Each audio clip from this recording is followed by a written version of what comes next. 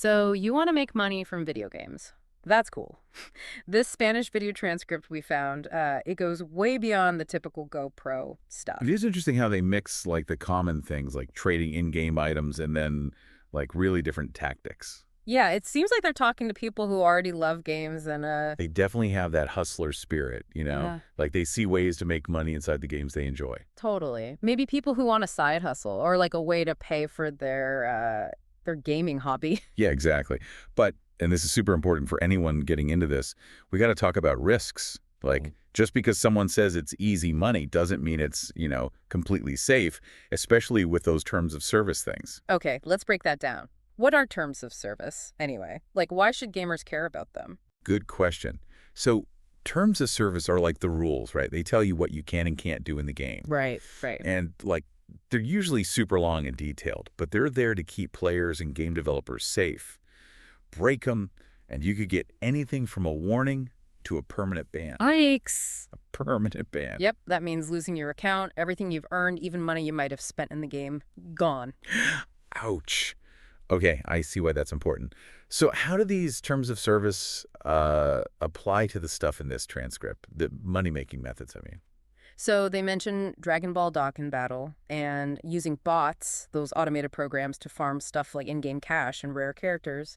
And they even say they'll help set it up for people. Wait, really? Yeah, and that's a huge red flag because it shows they know they're trying to go around the rules. That just makes it way more risky. So even if a game doesn't specifically say no bots, offering to set them up is like a one-way ticket to getting in trouble. Yeah, exactly. And a lot of games actually do say no bots, straight up, Yeah. because it messes with the game's balance and everyone else's experience. Oh, right. That makes sense. So what about trading in-game stuff? The transcript talks about Rocket League and Counter-Strike as examples. They even suggest a website to like avoid those platform restrictions. What are the rules on that? That's where it gets kind of tricky. So a lot of games ban botting outright, right? Right. But the rules around trading are way less clear. Some games allow it, some have their own marketplace thing, and others are totally against it. So it's all over the place. Yeah. Like some platforms take a cut from transactions in their marketplace, while others want total control over the virtual goods. Okay, so you really have to do your homework.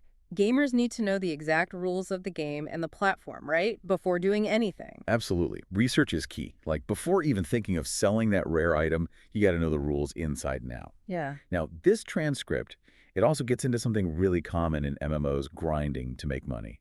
They talk about Black Desert Online and Lost Ark, and they lay out strategies for getting valuable resources to sell to other players. Oh, yeah. They even mentioned something called buses, which I'll admit I had to Google it. Basically, it's like charging other players for a ride-along through tough content. Exactly.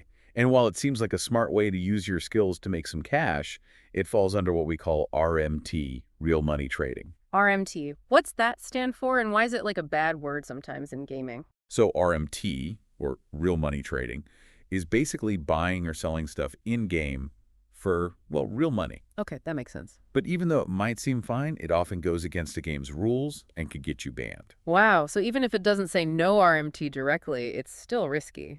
Yeah, because game developers don't like it for a few reasons. It can create an uneven playing field, make achievements feel less special, and even lead to, like, black markets and scams. Wow, I hadn't thought of that. So this grinding for profit or these buses, Mm-hmm.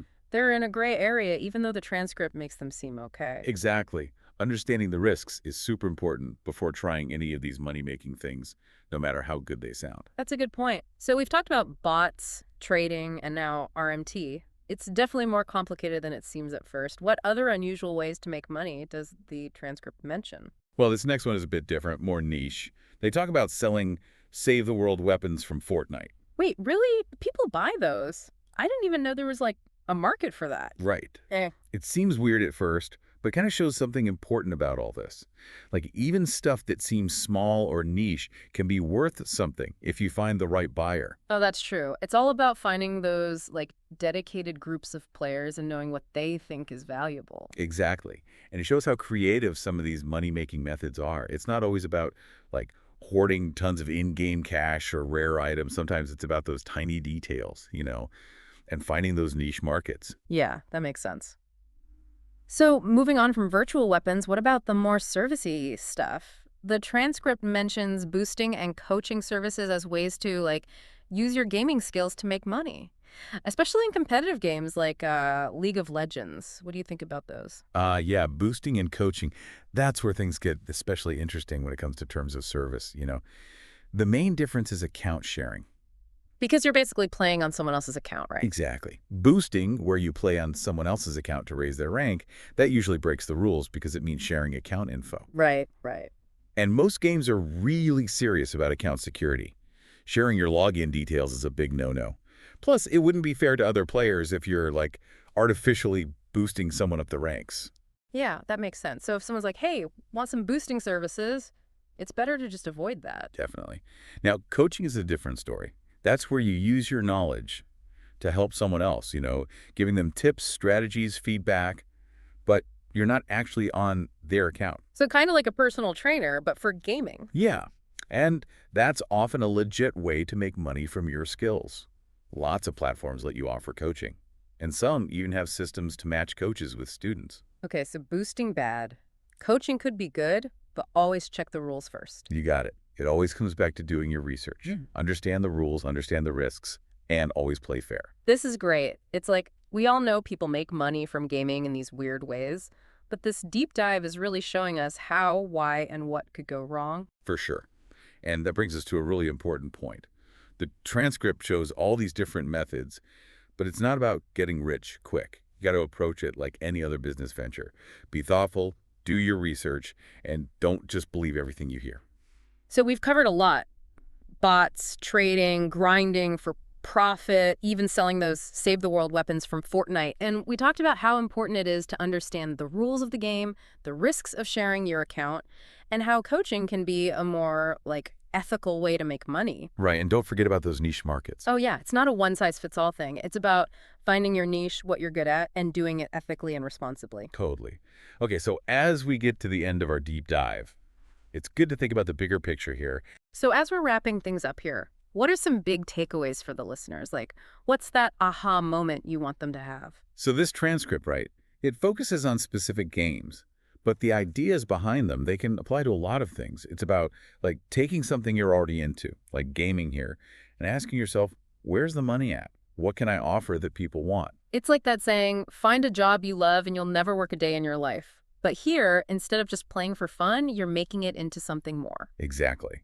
That drive to make something new, to be creative and valuable, that goes way beyond any game.